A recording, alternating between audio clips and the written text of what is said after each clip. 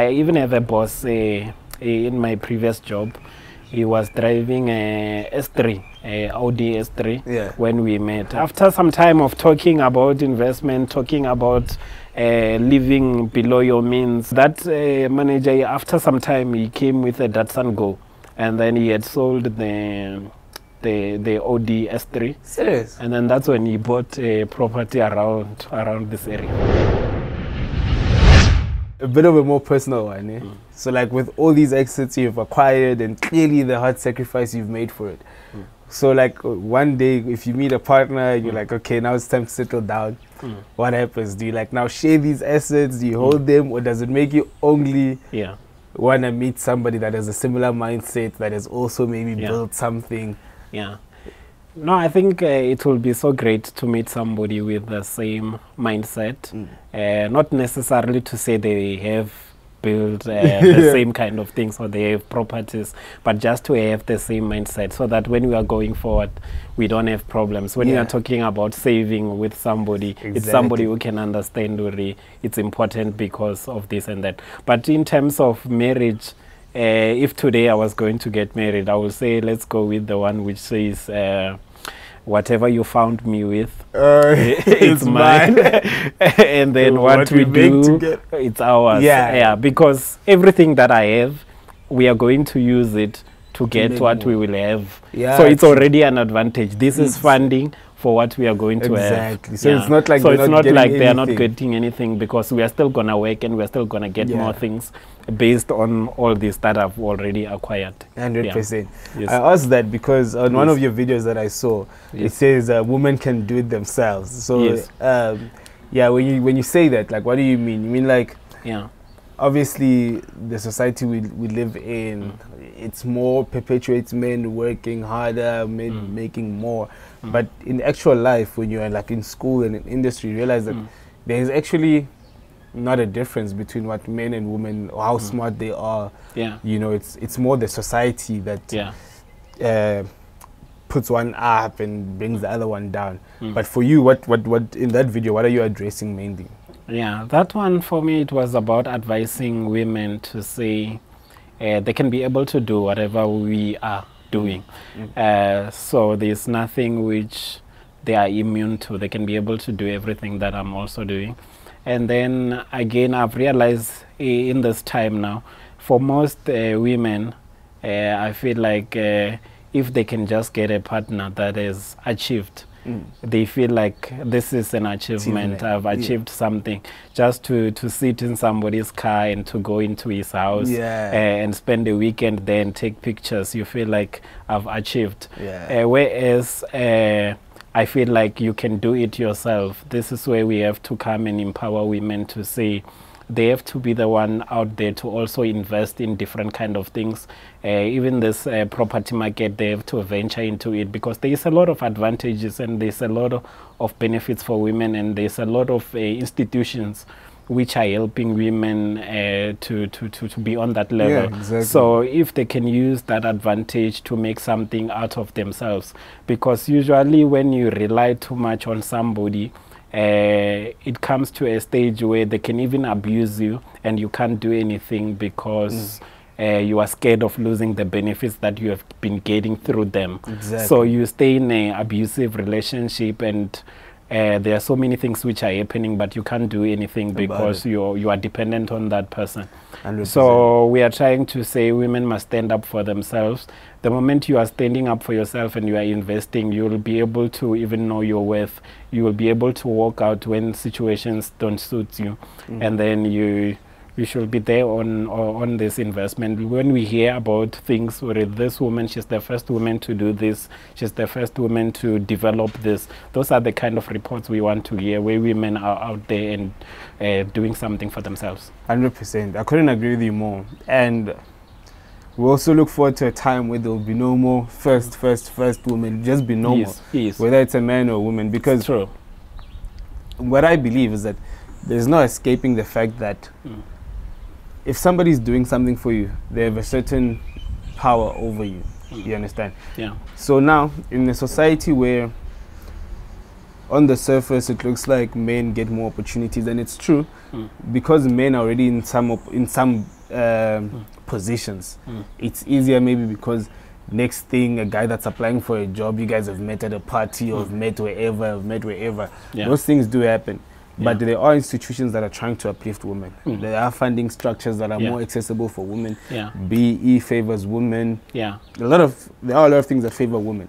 And when you go to work, like I said, there are a lot of women that are working, doing the same jobs in construction, in fields where people don't think women exist. I think it's just that thing that to say, guys, there are the opportunities to even be richer than a lot of men, you know, to do things, and it's up to men to stop abusing their power. You know, a lot of guys, when a woman asks for funding, they say, what are you going to give me in return? When a man asks for funding, they say, wait, let's see what we can do. So I think it's up to men to stop those sort of what do you call it, predator-like actions, and also, like, you know, like you say, encourage women to just do it themselves. And one thing I've noticed is that it's actually easier for women to save than men, because you know, as we're trying to impress women, you want to buy and whatever. So I think women even have a better chance of flourishing in this in these markets than men actually do. No, it's true. It's true. I have a lot of contacts of women now, which we are talking about investment, to try to encourage them to venture into the business. And there are a lot of them which are already doing it, even on savings. There's a lot of women which have already started to save and so on. And you can see, again, what I can say is that savings alone, it's not enough, because if you just save and you save and you save and you put your money in the bank, let's say you've got 1 million now, that will 1 million in interest, it can give you 2,500 per month. If you are looking at what the interest is at for the banks, you find that 32 days notice or 7-day notice is around 3.something% interest. Whereas if you use that 1 million, you can be able to generate around 40,000 on a monthly basis than to generate the 2,500 that you are getting from the bank.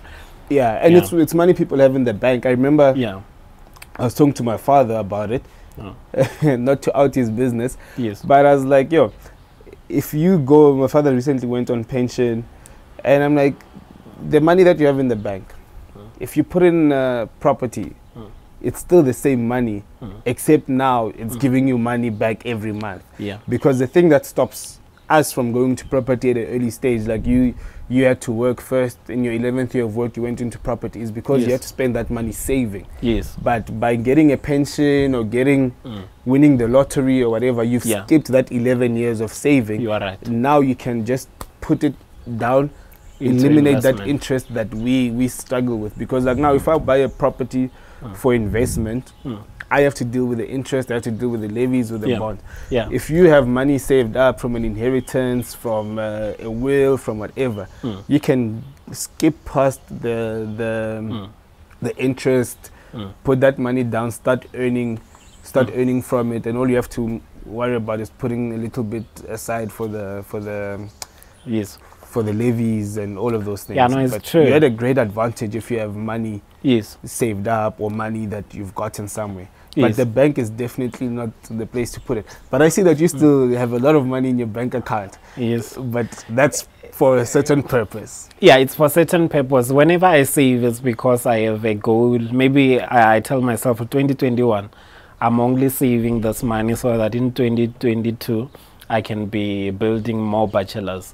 It's not money just to sit on the bank. It's money that is saving towards achieving a specific goal. I see. Because if you just keep it there, you are getting actually nothing from the interest.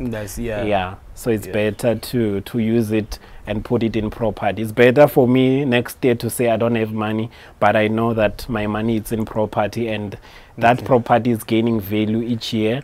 And then besides the value, on a monthly basis, I'm getting a proper income from it. Before we wrap up, how difficult is it to buy or to sell a property that you've extended or that you've turned into an investment property. I know, like now, obviously, with us knowing this knowledge, if somebody said they're selling that, you know, we'd know that, hey, this is a win, a sure win. But because it's not a standard evaluation process, like you said in yours, you have put more fixtures, you have made it more comfortable to beat the competition. How difficult is it to sell that or to buy it? Have you ever bought a ready-made investment property? Was nobody trying to sell it? Those ones, it's a challenge, that one, because when you are going to do a property for investment, it's better to attach it to the existing house. Because if you don't attach it to the existing house, it means you won't get approval from the city for that new development. So when you sell with the bank, they are only going to focus on what is in the main plan. I see. So you are not going to make money when you sell because you didn't attach it. But in the previous property that I've just done, I made sure that I attach it to the existing house, and then it becomes like you are extending your house, and then you can take it to the city and they approve the whole plan. So if it's not approved, usually when a person sells, you'd hear them saying, I'm only selling to the cash buyers, because the bank doesn't want to finance for something which is not in the plan. I see, it makes sense. Yes. And one thing that we have talked about as engineers is how when you have like an area that's been designed to accommodate a certain number of people, and then it increases, or those things put pressure on municipal services and so on. But while we can see that in the areas that we live in, we don't live in single-story houses. It's guys that are private developers that can build up to 5-10 stories high. From your view as an investor and also as an engineer, what do you think is the balance that can be struck by government to firstly try and help empower people, you know, that want to enter the property market at the lowest phase? I always make the example, even me as a civil engineer, when I work in Cosmo and we see the problems that arise, we're like, but what's the solution? Is for people to say, if you have an RDP house or you have a two-bedroom house, stay in that two-bedroom house even if you have a family of 6 people and you can't make money off it, and you see you have land, or empower that person to say, okay, this is actually a startup property that you can use to make money to feed your family. Just do it like this and like that and like that. Apply for this and that and that. So from your side, what do you think is the sort of the structure that government can come up with to help people start in the property market like that?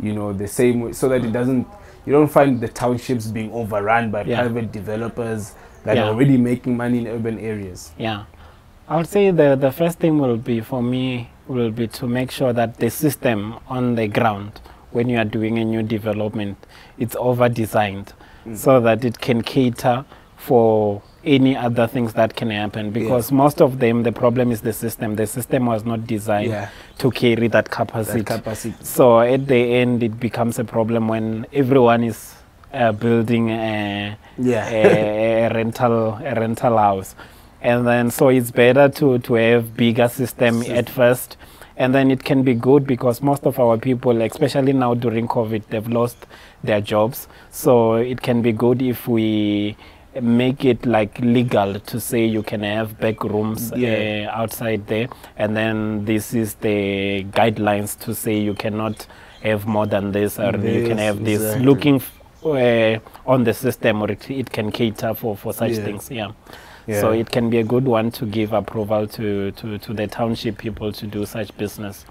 No, I fully agree, and I think it's a topic for another platform talk that I'll do, because it's an area that I've worked a lot in. I've even thought of doing research on how to design for areas that you know are going to be overpopulated or densely populated. Because you look at the area like Cosmo City, when it was designed in 2005, it was only for RDP houses and a few.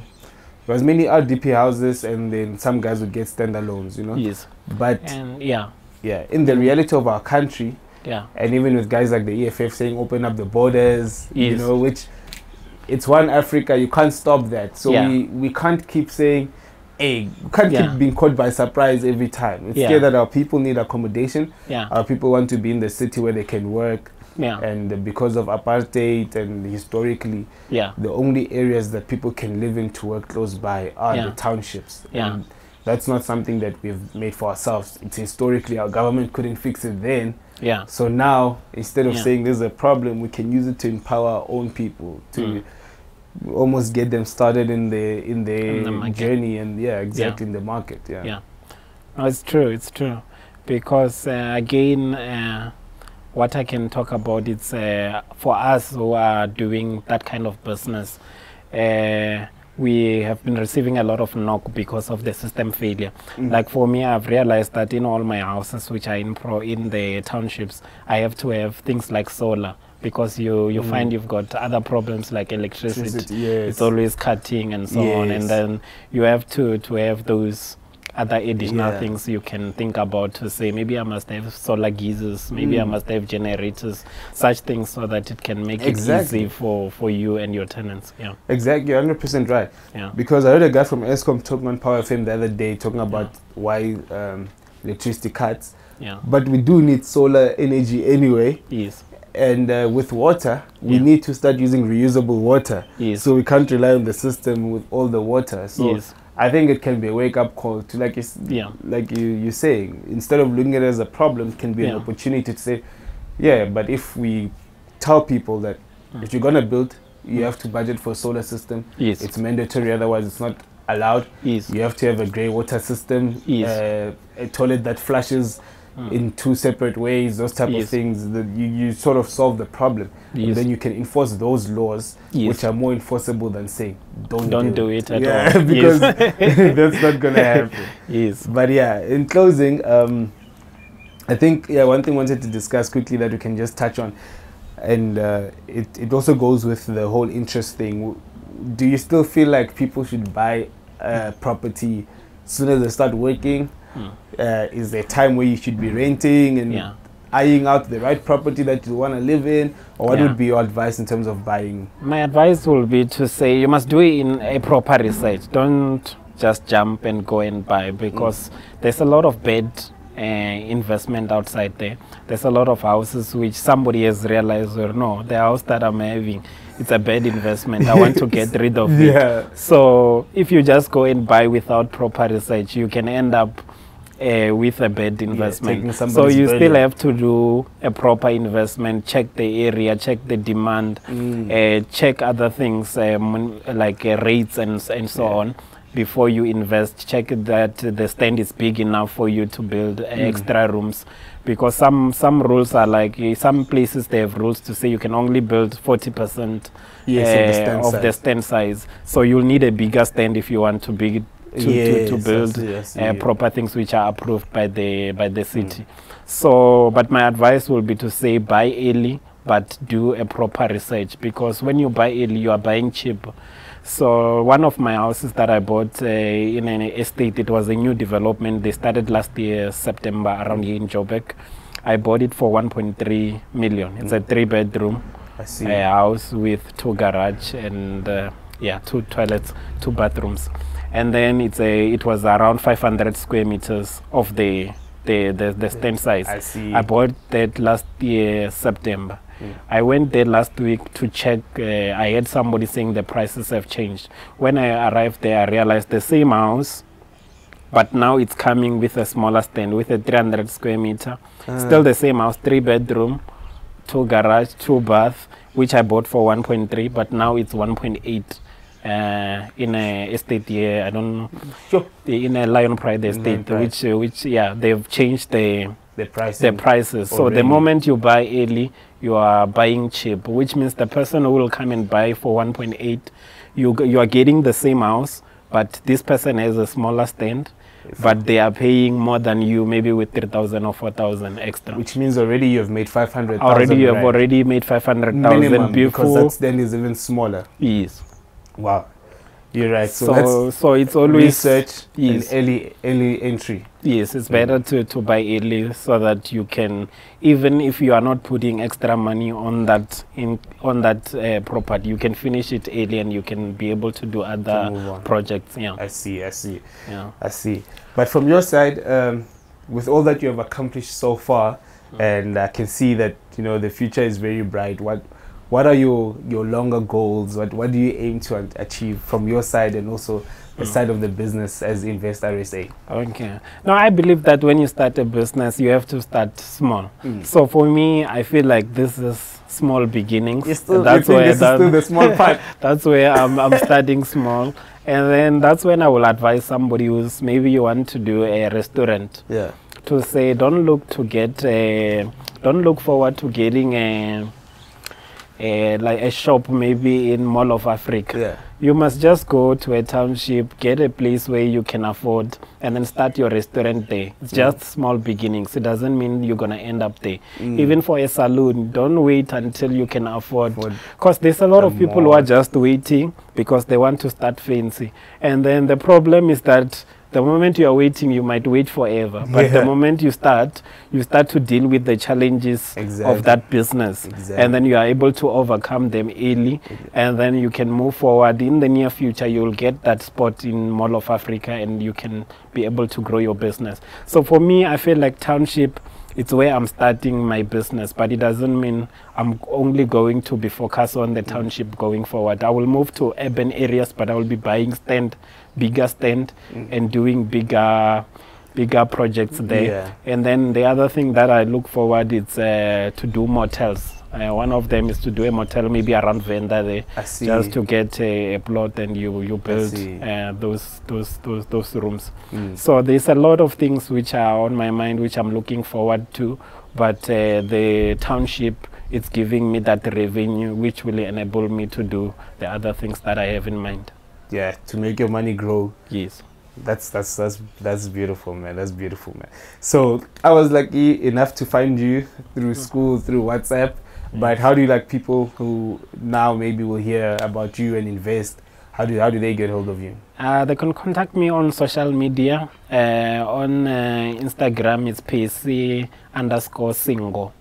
And then on Facebook, it's Percy Singo. And then that's where they can be able to contact me. And then if we have to talk, we can see what to do from there, if I have to advise or do anything. Yes. And for a lot of people, I see you post a lot of people's testimonies, post bank accounts with savings, and that people come back to you. Yeah, so no, it's very good to see such testimony, to see people who are coming to say, before I was wasting my money. I even have a boss in my previous job. He was driving a S3, Audi S3, when we met. And then when we were just talking, I was telling him about my house. He says, "Oh, you've got a house."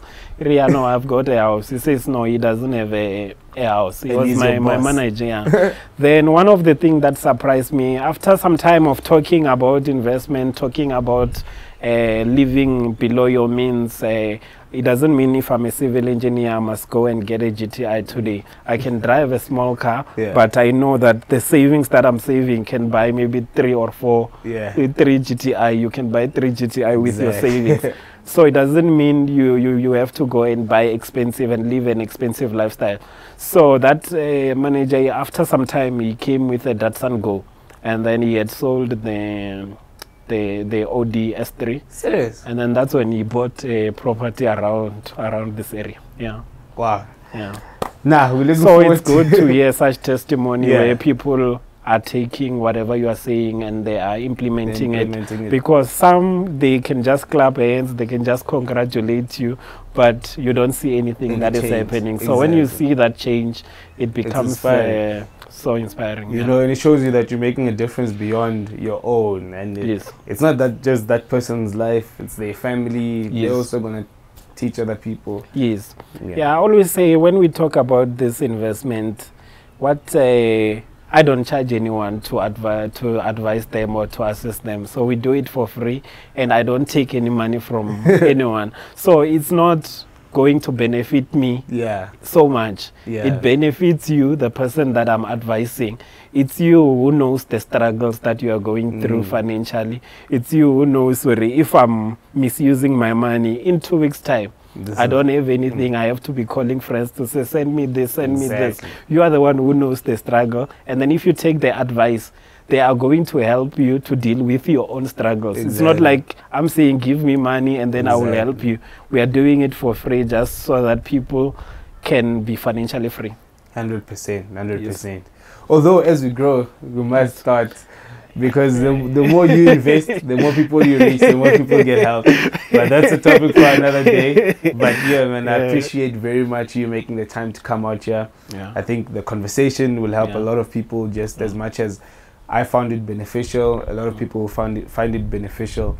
And hopefully we can get this little thing of the platform going, and people can send through their testimonies and tell us how, you know, what they've been able to gain from our conversations. And no, thank you for having me, and I respect what you are doing, helping the people outside there. So thank you so much. I respect you so much, Percy. Thanks so much, my brother. Yeah, guys, to everybody watching, don't forget to subscribe to the channel for more content that we'll be bringing through. Like, comment, that helps the videos reach more people that it can help. And also follow Percy's channel. It's Percy Singo, right? Yes. Yeah, on YouTube. And also follow him on the platforms that he's mentioned on Instagram and Facebook as well. Until next time, guys, cheers. Thank you.